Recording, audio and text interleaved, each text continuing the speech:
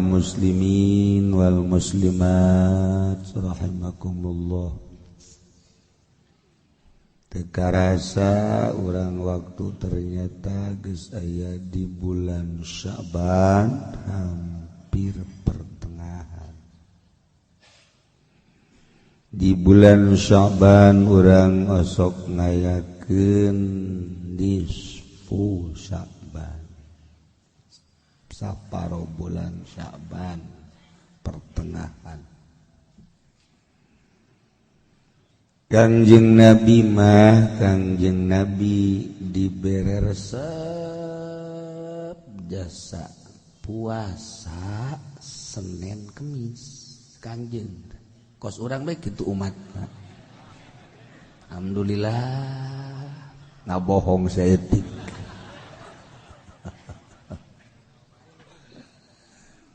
Di luar Senin Kemis ge Kangjeng Nabi marsep puasa. Sering urang ngadenge penceramah ti Kifudoli, ti kiai-kiai nu sejen, di mana Kangjeng ngaros ka Siti Aisyah, isuk-isuk aya naon ye dahareun? Teu aya tuan. Oh eta aya mah puasa. Tanyana ge tanu ngomong kitu, henteu kitu. Teu endangan jajablog we biasa.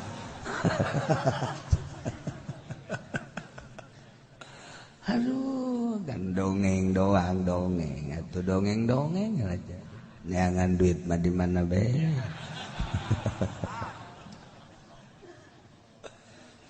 Tuh. Kangjeng eta luar biasa. Haruskeun aya naon dinten ieu teu aya puasa. Urang mun jadi salaki kitu tah sikap urang ka pamajikan moal aya nu ribut. Moal aman ujian. Neng, aya naon di dapur? Jatena naon Kak? Puasa Kakak mah. Atuh neng ge puasa. Mantap. Masyaallah, murigak bulu ngadengena. Murigak bulu ngadengena. Mun aya mah Kangjeng Nabi. Neng aya naon Aisyah? Bae aya naon? Aya korma sabaraha? Aya 2 urang nyarap siring hiji. Ya Allah. Mun aya hiji siring sabelah. Masya Allah. Nah. Urang mah lain. Neng, bae aya naon dahar? Kos nu mere balanja bae. Aju bae teh jige, galedeg. Datang nanyakeun mere. Urang pan ngajawab salah teu ngajawab salah. Ayo kamari. Emang kamari mere sabaraha? Pan kamari aing mere duit ka sia 50.000 cak aing ge satauneun.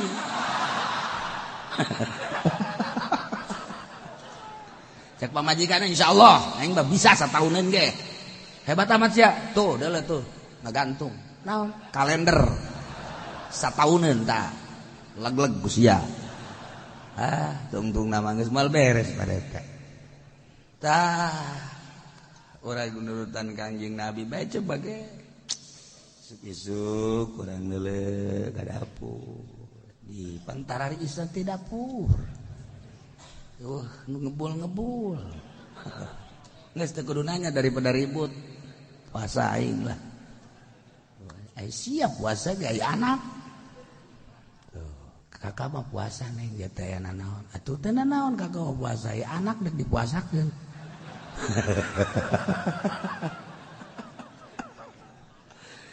Tadi nurutan Kangjeng Nabi. Kangjeng Nabi mah tuh telung mikiran anak dia teh aya anak bagi para ruasa ngeunaheun nya mah.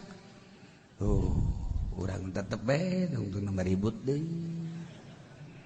Nah, sikap Kangjeng Nabi luar biasa, Masya Allah. Nyontoan ka urang. Komo lamun kieu mah ye neng tah ieu jadi jang poe 500.000 tapi kakak mah ulah ditawaran dahar puasa. Geus ieu mah jang neng jeung keluarga bae. Geus dalalahar ka dinya 500.000 cukup kan supaya itu isuk mah lain deui, Geunaheun berasan kana hate teh. Ya Allah. bener kakak hebat amat kak ya Allah berede 500 berede 500 menang saminggu teh kak menang di mana tadi duit kongkorong dijual udah ribut ka tungtungna ke suul khotimah nah ya Kangjeng mak resep ditaros Kangjeng kok Kangjeng osok puasa Senin emang aya naon oh cak Kangjeng Senin hari kelahiran kaula betapa bersyukurna kaula dilahirkeun dina poe Senin rasa syukur kaula maka ngalaksanakeun puasa ya Allah bersyukur ka Gusti Allah lahir salamet poe Senin mantak puasa.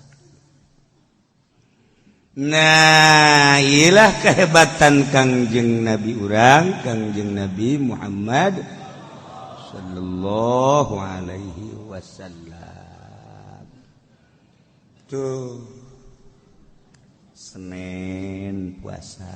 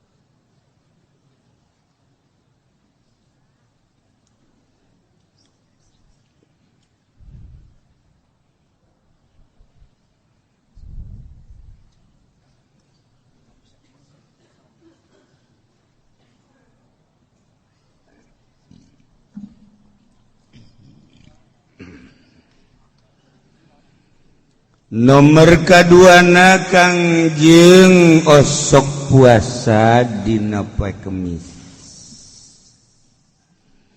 ditaros kunaon tuan sok puasa poe Kemis oh poe Kemis eta aya laporan amal mingguan jadi saminggu sakali amal urang dilaporkeun ka Gusti Allah poe Kemis cak Kangjeng betapa senengna resep mun buku mingguan dilaporkeun ka Gusti Allah kulana keur puasa mantak urang ge alhamdulillah alhamdulillah masyaallah bae Kemis teh begitu dilaporkeun aya nu keur di mall Allah karim di pabrik kene di kantor Gusti Allah tah Senin Kemis akag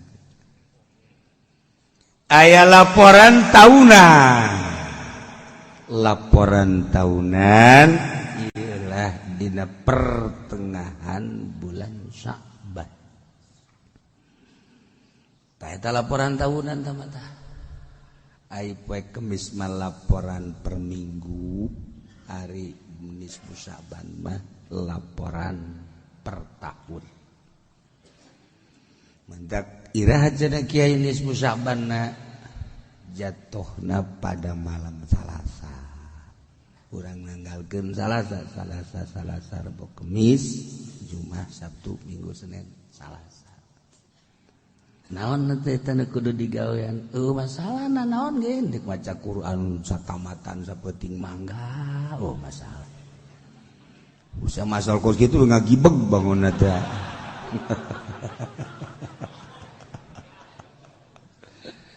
atawa dek zikir tuh 100.000 sapeting ayo masalah Sholawat 4444. Sadake waduh kapilih hiji ge. Waduh kapilih. Dek dilaporkeun ka Gusti Allah kanu bogana, masyaallah. Kuat ka dicoret-coret buku urang.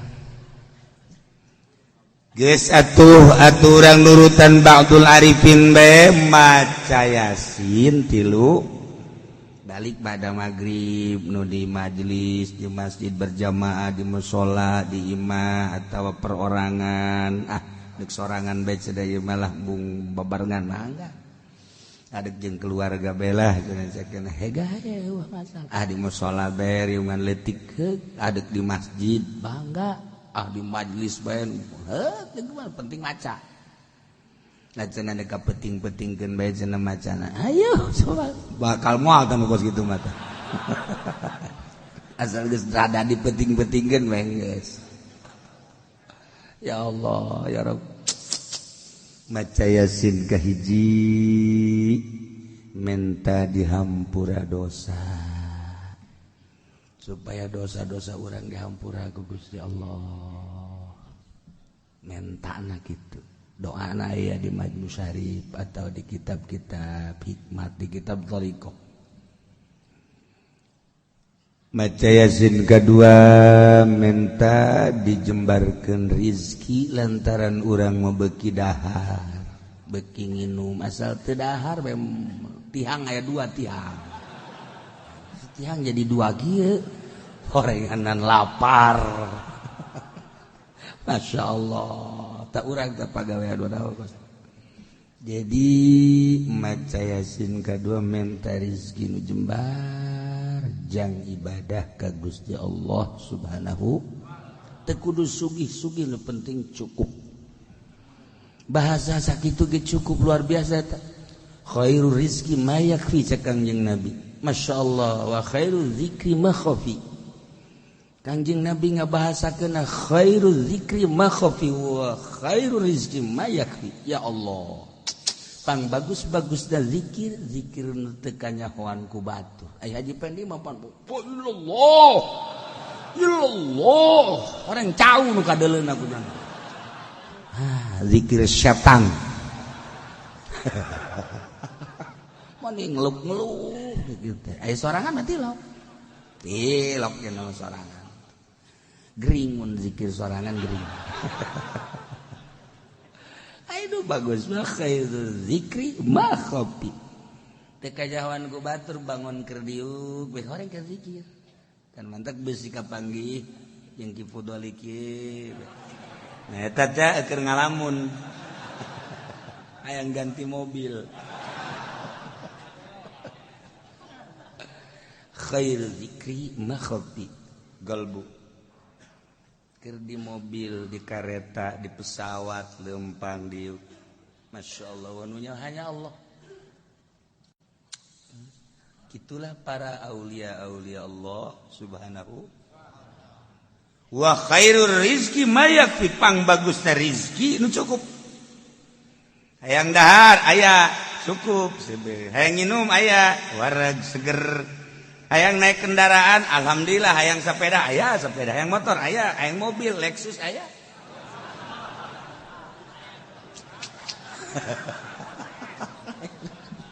mayak cukup teu kudu loba-loba teu kudu Masya Allah hayang sare kamar aya hayang tiis aya AC kan gitu amat gitulah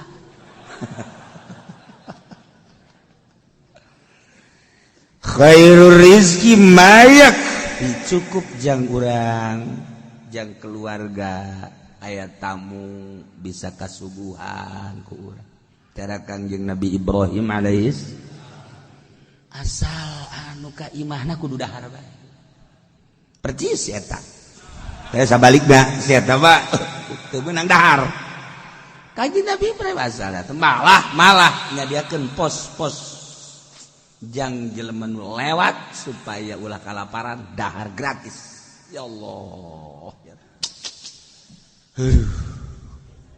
ongkos lurah dek calon gratis dah bupati dek calon gratis geus jaradi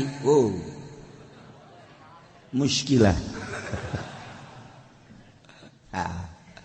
Jadi malam nisfu Syaban Yasin kahiji minta dihampura dosa, Yasin kedua minta dijembarkeun rezeki jang ibadah, nomor katilu minta diberi keyakinan ibadah ke Gusti Allah, cinta mantap mahabbah tur husnul khotimah.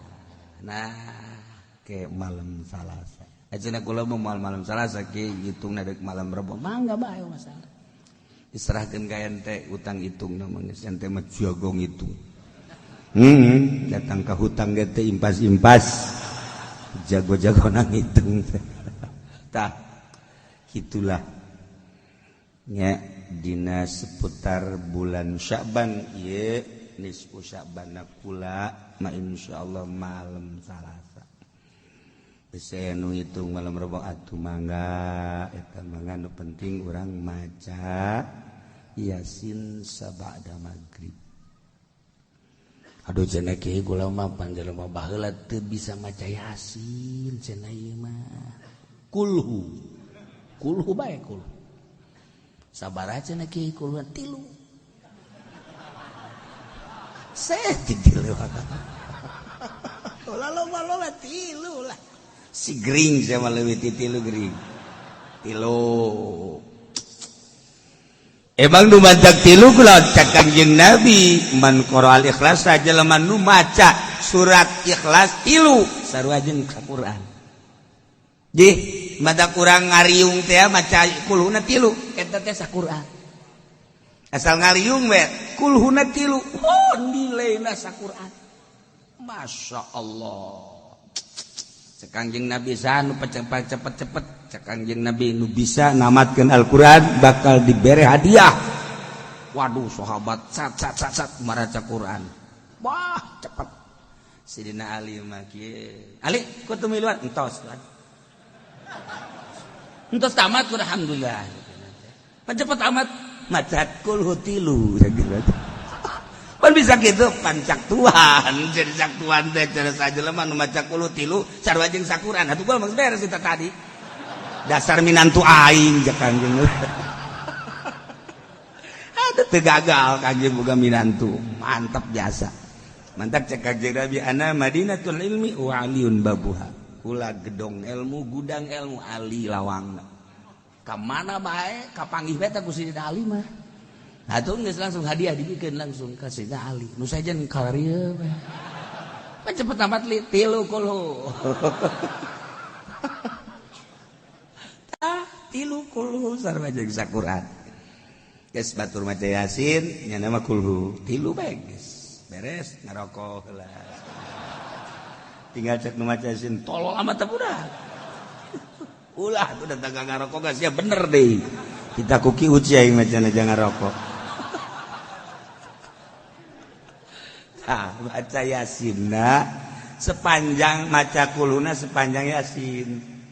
Jadi batur maca Yasin ieu mah kulhu bae terus ulah gaca-gaca. Bismillahirrahmanirrahim. Qul huwallahu ahadun illahus samad lam yalid wa lam yulad wa lam yakul lahu kufuwan terus. Ke batur eureun Yasin enak ini. Ke mulayane nu kadua kitu kene. Katilu kitu kene. Kulhu ge cenah kula mah teu bisa teh. Teu bisa teh kula maca kulhu. Bismillah. Bismillah ge cenah coba dengekeun Bismillahirrahmanirrahim. Eta bae geus. Geus eta masih mah kitu sakitu ge ka surga geus pokona. Bisa da sakitu teh kuat. Teu hese-hese. Ya. Nah, etalah ulah kamikiran puasa. Mikiran ismu baheula malam Salasa tah. Aing jadwal aing ke mana malam Salasa ieu. Nah, beusi boga jadwal ka Yasin di mobil. Oh masalah, maca Yasin di mobil ge gitu. Jadwal naon cenah kieu gilir ke nu ngora. Deui malam Salasa maluangkeun ba'da magrib ulah ka mamana. Sebab mejihna dilaporkeun kitab urang, buku taudan urang. supaya tahun kamari diasinan tahun ieu diasinan ke malaikat kan neulina awal jeung akhir buku Haji Pendi mana awal Yasin akhir Yasin surga protes ya nu saja kok bisa dikasurgakeun ieu bagus cenah awal jeung akhir tengahna deuleu waduh barang di deuleu tengahna eceng gondok malulu wah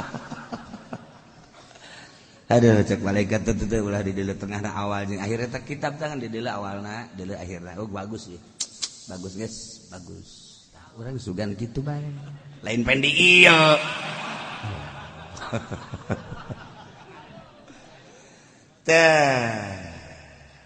nisfu Sya'ban anajan aya nu ngabidah-bidah tapi lamun salat maulah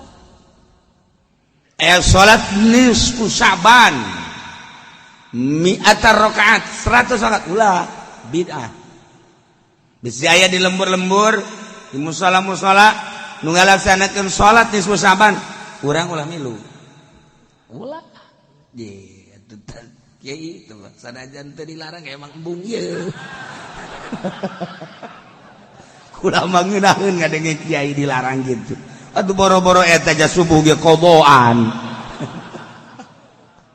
ngan ulah bae geus mah sanajan aya kiai nu salat nisfu Sya'ban khusus sama kuduna boga silsilah teu meunang sambarang salat nisfu Sya'ban mah kudu nu belah ditu jelema aya khusus lantaran doa ge khusus lain jang doa sorangan geus serahkeun ka ahlina 100 rakaat baheula di Bandung di Cilember gajengan Sebudin ngayakeun baheula aya deui di Cililin almarhum Kiai teu kudu disebutkeun ngayakeun tapi ku kiai-kiai ia disinggung-singgung aya ngan atuh geus kitu bae pamake sepuh baheula nu ahli Allah diteruskeun kun biasa ningnang jadi geus besi aya di urang di perumahan di mana urang mah geus bae teu kudu baca Yasin bae urang geus 3 balik cenah kula mah 3 balik bahasa saeutik amat cenah hayang bangsa 15 balik masalah awas ya sing bener sia teh awas kayak ngomong di hareupeun aing doang sih 15 tungtung na hiji ge henteu 3 ya Allah ya Rabb geus tah jang panenget-nenget ti kuari-kuari Minggu Senin tinggal sapoe berarti ya sapoe malam Salasa nu nanya kiai aing ngaji sabaraha balik deui siap bae hilang ngaji bae lu sok nanyakeun sabaraha kali deui ngaji ge karek 2 kali sia nanyakeun ke pre ya Allah ya haju nanyakeun pre bae ieu hiji pasal rek nerangkeun perang nu dimakruhkeun Allah karim caritaan fikih caritaan syariat padahal di negara mana bae tentang peperangan geus aya TNI di negeri urang ABRI berbagai angkatan laut darat udara jadi urang mah teh jahara rebat atuh Indonesia lamun ngalawan Malaysia sajam Malaysia selesai jarago Indonesia ngalawan Australia menang Indonesia perangkeun coba ge habek kena parah eta ABRI menang orang jeung Australia jago urang mah Indonesia teh ulah lalaga ih jeung Amerika hampir tanding mun henteu itu nu eleh urang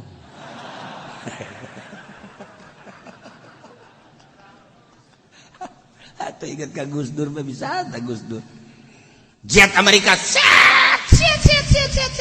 tuh hebat Gus Dur Ini naon gitu gara-gara anekdot pohara eta hebat. Luar biasa. Tembak.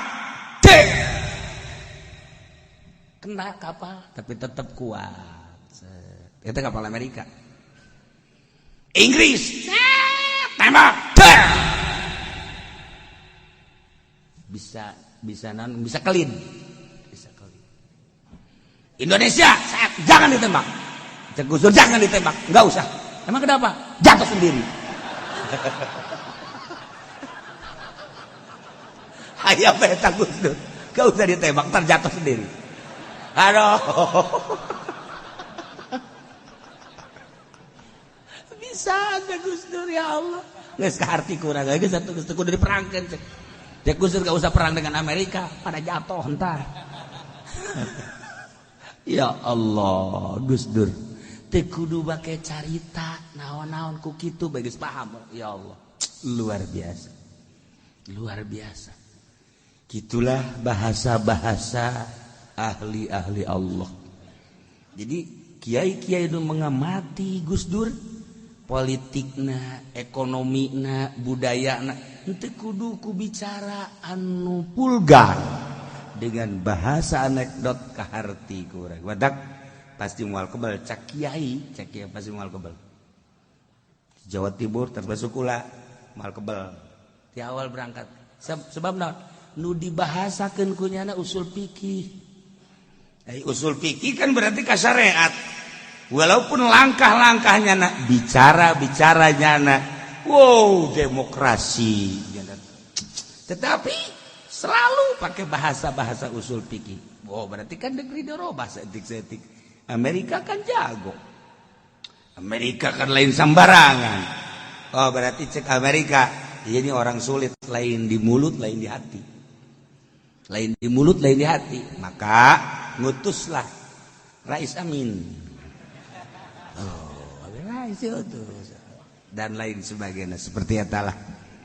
Gus Dur Gus nyontoan ketika manehanana dilengserkan dengan rendah hati negara lain milik sorangan perorangan nu rakyat ketika rakyat menginginkan saya lengser padahal mau dipertahankan sangat bisa kesalahan anak sangat kecil tetapi yang contoh untuk selanjutnya tidak perlu gontok-gontokan ketika dilengser Pak Harto piawai segitu mah Bihawai sakitu mah Pak Harto teh lamun kamari ieu nyana nyieun kekuatan untuk terus lanjut kuat Pak Harto mah. Atuh TNI di leungeun nyana, polisi di leungeun nyana, organisasi di leungeun nyana, tokoh-tokoh di leungeun nyana. Lamun cak Pak Harto lanjutkan terus saya bunuh orang itu.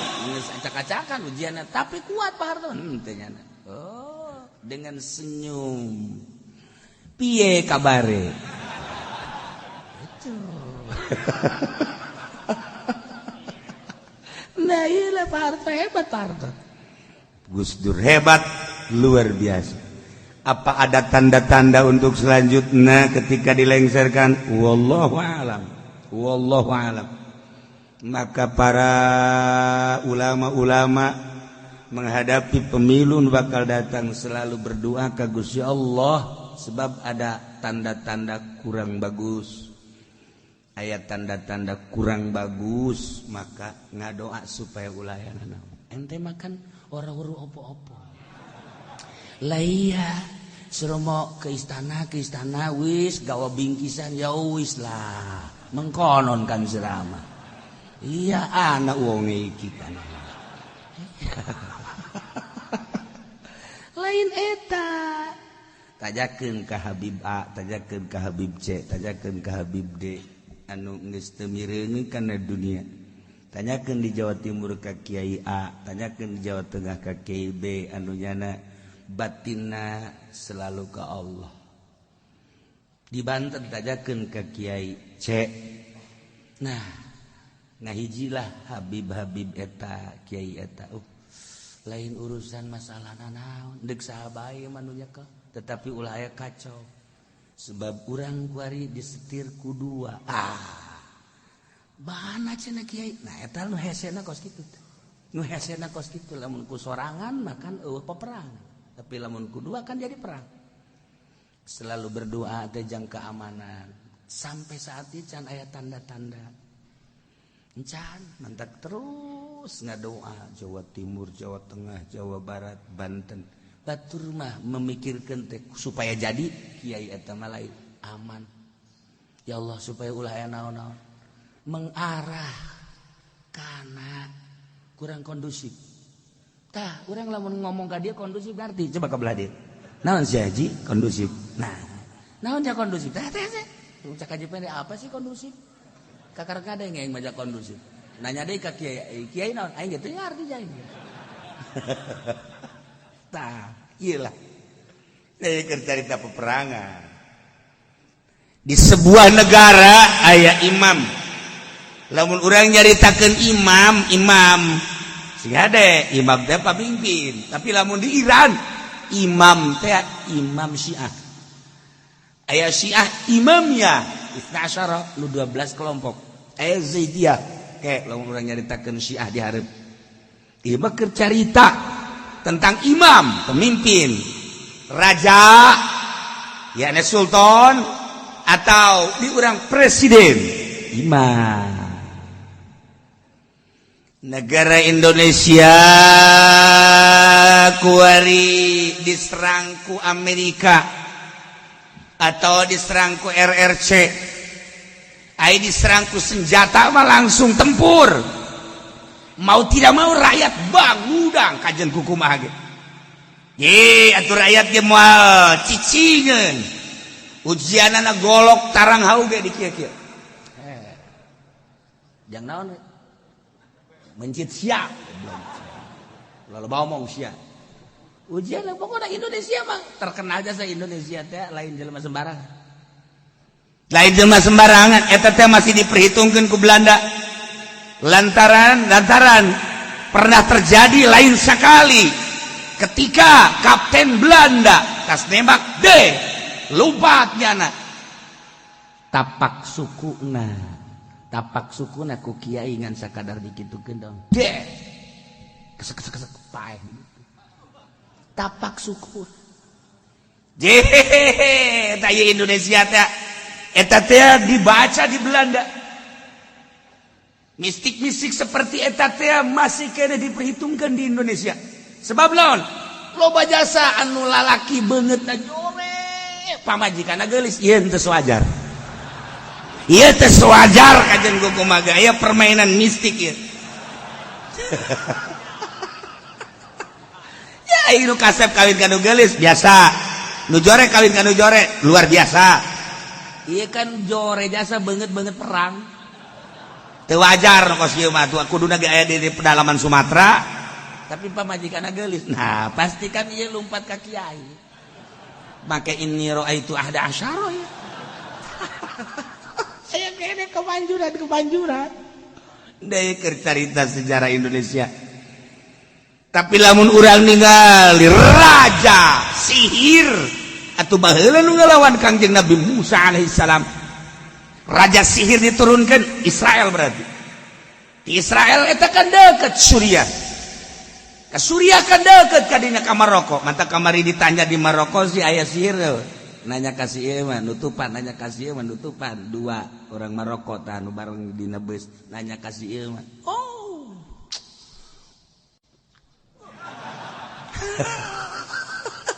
Maroko deket jasa kayahoan lamun main bola Maroko main jeung mana lamun keur rada iseng cak urang di itu kamari di Maroko keur rada iseng nah eta beda permainan Maroko sapira orang Maroko laletik jeung teu begitu tampil tapi masuk dunia terus ngan diarulah eta urang ditu raja sihir cah di urang ge kan aya baduy adukeun habak Israel jeung baduy ye emang kumaha kitu baduy teh pucuk umun boga ilmu anu lain lalagaan nya nama bisa hiber satungtung deuleu pucuk umun aju teu balik deui paeh meureun ugal negara aya ugal negara. Nah iya wakil carita negara orang ari diserang secara fisik wancan, tapi secara politik mah orang ke dijajah ayeuna teh. Dijajah orang teh kerasa bagi para pemain politik. Kulantaran para pemain politik kerasa ke dijajah. Bangkit nyana batinna kumaha carana. Tambah dengan penjajahan perekonomian. Sangat luar biasa. Ekonomi urang teh keur dijajah sangat luar biasa. Sehingga temenge bangsa urang teh temenge. Nu boga pabrik bangsa batur. Anu boga perumahan bangsa batur. Anu boga mall bangsa batur. Eueuh sugan Haji Abidin boga mall. Eueuh Haji Fendi cenah boga mah. Haji Fendi mengagebegan sate, tah eta bangsa tah. Asal ngagebegan sate orang Indonesia, dagang bakso orang Indonesia, nu boga mall bangsa batur. Sok ekonomi banyak ketimpangan geus karasa. Anu lempang ku ari urang makan teu paham. Bang anu sangat mujarab. Lempang bangsa. Bang mana? Teliti ku urang. Bang pemerintah ge eleh ku bang eta. Kecepatan, ketangkasan dan lain-lain sebagainya. Ngeleh. Nah, eta kan berarti kan geus mendominasi. Iya kan saya titik bagi anu bergelut di ekonomi, bagi anu bergelut di politik, merasa terkalahkan selalu. Nah iya geus aya mulai ai perang eta mah eukeur geus sabaraha taun perang eta mah perang budaya eukeur, perang fisik tinggal mencet kenop doang dek terjadi cara Baghdad, terjadi cara Suriah, terjadi cara Yaman. Tapi urang mah ngadoa supaya ulah perang teh, ulah boro-boro perang dar kakarak nu kolot jeung nu ngora perang bae ge urang aduh riweuh perasaan kadeuleuna. Sapira nu ngora jeung nu kolot, tapi kan eta korban salakina HS naga di pos Kamli. Korban sakitu ge nu kolot jeung nu ngora. Deuk ka imah na ngabangun nyana sieun nyana. Tolong teh coba. Ngabangun nyana, duit nyana, nu ngabiayaan nyana, tapi dekat imah sieun. Ya, mendingan nyandung deh, tilu abang. Atuh, payah di jalan kage. Haha, iya, bakar cerita diserang. Kan aing diserang mah lain tentara bae nu perang. Di Jali Suriah lain tentara bae nu perang. Baghdad lain tentara bae nu perang. Yaman lain tentara bae nu perang. Bahkan anu korban mayoritas sipil orok nini awewe nu teh nyaana naon kos kitulah perang kuariwa perang kan sirkuit baheula perang Badar Hunain Uhud aya tempat teh baheula mah kuari mana tempatna kota disebut lagi perang kota cak Gus Dur panjang perang kota mah. Nah iya ketika negara orang diserang menurut agama misal urang Tangerang, nah di Jakarta geus diserang, di Jakarta. Urang kan kuari geus teu nyaho. Lamun orang-orang asing di urang teh endeu kumaha kahareupna. Per hari 1000 dararatan. Wallahu a'lam ti golongan naon. Kemudian dan lain-lain sebagainya. Curigaan anu geus jelas kamari di bandara eta senjata nu sakitu lobana diamankeun ku TNI. Tetapi di balik pengamanan kok dek pemilu sih make senjata segala aya naon di jerona. Tuh ngadoa ya Allah ya Rabbi mudah-mudahan ieu mah ulah ngarasakeun perang parae bae geus diheula. Ya kan? Daripada perang mending pae diheula apa mah. Tuh sia mah pae embung perang embung. Kanjeng Nabi mah doa Allahumma inna nas'aluka al-khairat wa tarkal munkarat wa hubbal masakin wa idza aradta bi ibadika fitnatan faqbidni ya Allah ilaika ghairu maftunin. Doa itu. Allahumma inni as'aluka ya Allah abdi nyuhunkeun ka Gusti fi'lal khairat pagawean nu bagus wa tarkal munkarat ninggalkeun berbagai kemungkaratan wa hubbal masakin cinta terhadap para masakin wa idza aradta bi ibadika di mana Gusti nggak irodat ngarepkeun ka hamba-hamba Gusti fitnatan kana fitnah takbirni ya Allah maotan abdi ya Allah ilaika balikeun ka Gusti tuh takbirni ya Allah ilaika ghairu maftunin ulah datang ka kena fitnah can puguh kuat urang kena fitnah nah iyalah maningan minta salamet ka Gusti Allah nah sok geura ngadoana di imah masing-masing bae ya Allah ya Rabbi abdi mah minta paeh bae Gusti emang gunaan kredit teu kuat ya ieu fitnah kreatur betapa lain kredit teu kuat bayar tapi tak korak sia gara-garana aya deui ya Allah ya Rabbi abdi mah paehan bae ku Gusti emang nu kolot galak dia teu teu kudu minta paeh kawin deui hayu Gusti imah fitnah anu bakal ngaleungitkeun kana akidah nu urang bakal moal kuat beta ka Gusti Allah. Tah doana nu tadi. Apalkeun tah doa eta doa minta paeh. Henteu lah cenah kieu doa eta mah ulah ka ditalar cenah. Sia mah nalarna ya goni ya agni tah. Asal agni bae ditalar. Bangsa doa minta paeh mah henteu. Tah ieu andai kata Jakarta diserang. Sikap urang kan wajib. Komo geus dihareupeun lawang cara kamari.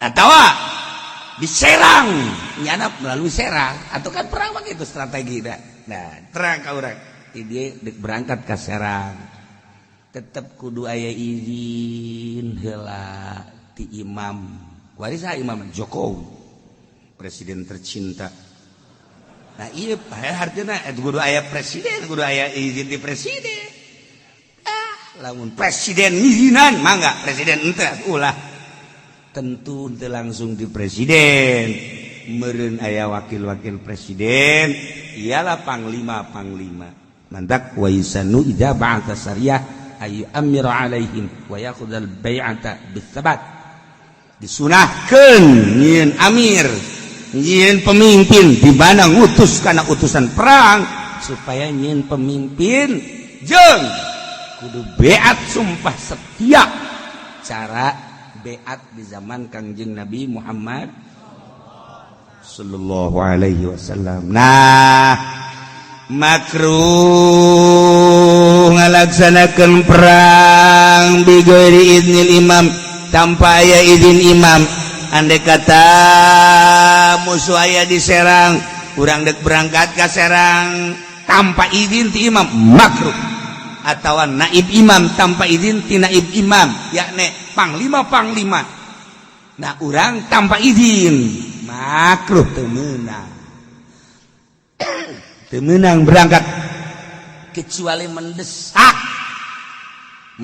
masalah lamun mendesak mah lamun urang minta izin heula ieu moal kaburu bakal kaserang manten hege masalah nomor kedua bisa pot maksud aya futahul maksud bi zihabil istizan nah guys atuh aikos kitu mah lanjutkeun jadi lamun tenang suasanana tetap kudu aya izin tapi lamun geus mendesak teu kudu izin langsung berangkat deuh urang atuh geus dijagaan ku ari mah perang ti luhur aya panglima turun ka handap aya kodim korem turun deui ka dieu ka kecamatan aya koramil atuh geus ulama teh kudu perang ngan jang perang saeutik tentara teh eta sapira sebagai koramil eta teh jeung danramilna ngan sabaraha urang kecamatan teh sabaraha ribu sadesa bae ge pasar Sukamantri sadesa aya 12.000 na jelema. Can desa itu sekecamatan sabaraha 10.000 manusia. Eta koramilna tentarana saeutik. Kabagian orang babinsa teh ngan saukur 2 sa ieu. Sakasa sanon? Sadesa 2. Ya. Atuh lamun sadesa 2 mah lamun kaburu penyerangan geus paeh tiga lah nya. Paeh tiga kurang. Mantak nu kudu loba mah nu jari abri sebenarnya. Kudu loba-lobaan polisi di urang, polisi jeung TNI jeung abri lobaan polisi. Dan abri mun perang saudara deukeutna perang. Tah kudu aya izin. wayah der perang mah geus TNI urang-urang. Jadi teu meunang urang solonongan. Sebab perang mah kan nu diandalkeunana tanaga jeung teknis-teknis perang. Maneh Haji Pendi misalnya minta izin perang mal izinan. Sebab endek naon tuh pencak teu bisa. Tanaga eueuh. Nya mah atuh lamun aya Belanda ge Belanda atau Amerika lompat ke hareup udah jangan ditembak. Jangan ditembak biar lali sendiri. Lompat set 100 meter ge geus. Geus antepkeun geus antepkeun paeh dirinya. Potongan kitu mah tuh jeung naon? Pisikos kitu mah. Tah, jangan ulah tita perang nu kos kitu mah. Ulah. Nu tita perang mah wah. Awak mesti. Lamun naik tangkal kalapa dua balik kalau set eta. Naik gunung mantak tentara mah dilatih, naik gunung turun gunung, hutan keluar masuk hutan. Ieu jang perang. Masya Allah. Urang makan lamun dibere senjata moncongna dikaurangkeun. Der pae sarang. Eta kan salah tuh kudu ka mana? Tak kudu nu terdidik, tapi kan aya geus der perang lah tuh geus kitu bae. Jawaya perang mangke kos gelut penca tinggal penca aya geus der gelut mah penca leungit. Watu leungit babat-babet nya geus teu nyaho ieu naon garang-garana langkah hiji langkah dua langkah 100 bisa. Geus teu nyaho wayah der gelut mah. Penca eueuh. Keur asren lalagaan set golepakeun set waya derna tuh ese komo geus cekek buat ne ka mana lompat sia urang susar sasar kan atuh peler sia hayu sia ngadu pak kuat-kuat sia hayo paeh kabehan eta gelut pokos kitu. Tetapi lamun urang nyaritakeun gelut di zaman Belanda perang di zaman Belanda eta kisah maun panpohara masyaallah di dieu ngeli ka santri. Nah, tinggalkan ieu tanu buta. Ai kula bapen buta, cak nu buta kumaha ya. Nu buta mah ieu batu ya.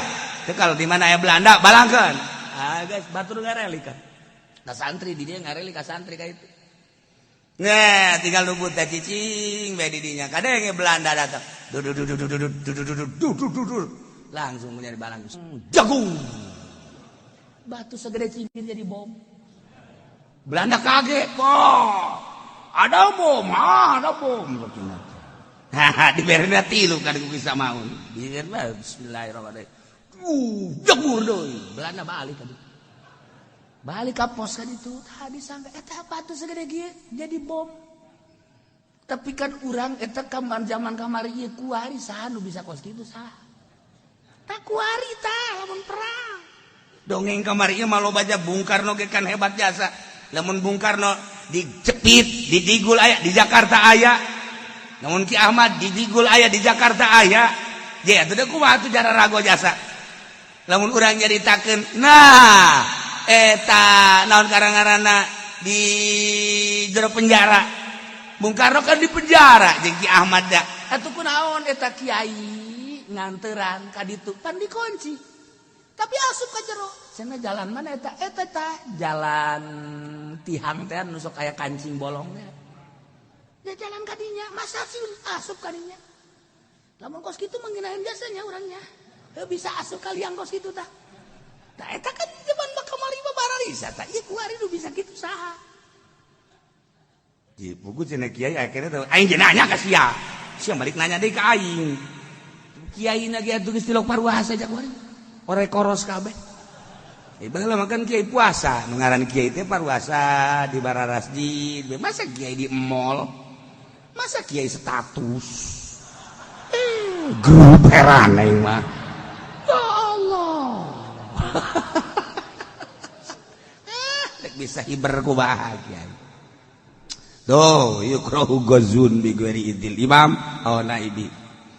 Wa yusannu disunahkeun nyin amir idza ba'atha sariyatan di mana-mana ngutus kana sariyah teh utusan perang utusan perang anu jumlahna 400 ngaranna 400 ganap ngaranna Sariyah. Tak cek Kangjeng Nabi nu mantak di ngaradan Sariyah lantaran asri fil lail lempangna ti peuting. Cek Kangjeng Nabi khairul ashab arba'atun wa khairus saraya arba'atu mi'ah wa khairul jaysh arba'atu alaf walan tagliba 12 alfan min killah. Pang bagus-bagus sahabat khairul ashab arba'ah opat Abu Bakar, Umar, Utsman, Ali. Wa khairus saraya arba'u mi'ah.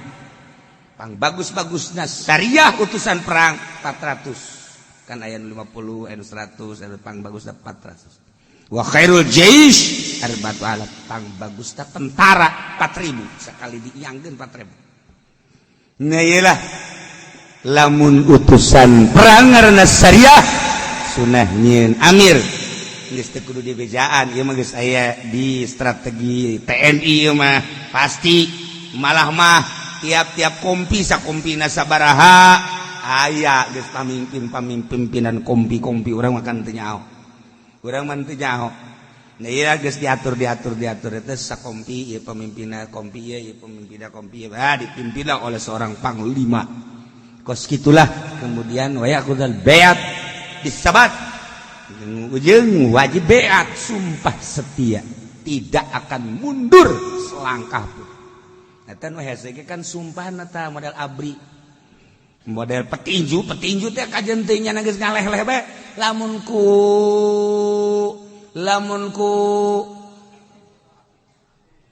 pelatihna ti hudang deh sanajan geus gigian pantang mundur cenah. Sana jangan ngalawan deh hayang. Tentara kayak kos itu hayang. Wah luar biasa tah. Jadi yakudal beat sumpah setia siap untuk tempur mual mundur saya tiga cat. Lengan dia dar lengan kencak lengan katuh lengan katuh apa dar cara sahabat.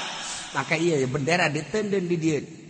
Iya nanti sikat habis. Tinggal nyana oset-osedan kita kudu terus ulah mundur tata yakudal beat bisabat sumpah setia ala jihad wa adamil firar sama sekali moal mundur langkah pun maju di mana bae musuh aya lebih senang dibunuh ku musuh daripada dibunuh sesama mukmin sebab lain deh nilainya dibunuh ku musuh ku kafir jelas syahid. Lamun dibunuh ku mukmin aya unsur-unsur kan di jerona. Wallahu a'lam. Nah, numantak amis urang ngadenge ganjaran perang lantaran syahid. Wala taqul ulah ngaromong marana limay yuqtal fi sabilillah amwat. Jelema nu maut sabilillah paeh ulah dianggap paeh. Jelema ada keserian bahkan nya nama hayang turun deui ka dunia hayang perang deui. Kuda ada tak ngeunah-ngeunahna di sorga. Nikmat. Paeh terbunuh di medan laga. Ngeunaheun. Engkena bakal seungit ambreng-ambrengan. Mantak teu meunang di pandian. Teu meunang di itu dibersihan. Saaya-aya kubur. Jangan eta. Jangan nandakeun ke di akhirat. Ai eta saha hebat amat. Ai eta saha seungit amat. Ai eta saha bagus amat. Jelema nu maut di medan laga perang ngalawan musuh. Geus dikitu-kitu ge urang mah ngeder bae. Keter bae heran teu daek wani bae masyaallah kan encan teu daek wani nama encan tapi lamun sekanya nyerian wani pokos urang ku ari lantaran tenang-tenang bae teu pernah dinyerikeun ku awe atuh tiis tapi lamun urang dinyerikeun ku awe je parang sana mulai geus je atuh lalaki garana ge lamun geus nyekel papalangkakan lalaki aing karak dirinya ai tenang-tenang. Nah ialah cerita tentang perang mengenai izin ti imam kudu aya izin. Andai kata izin makruh walahul isyana wallahu a'lam.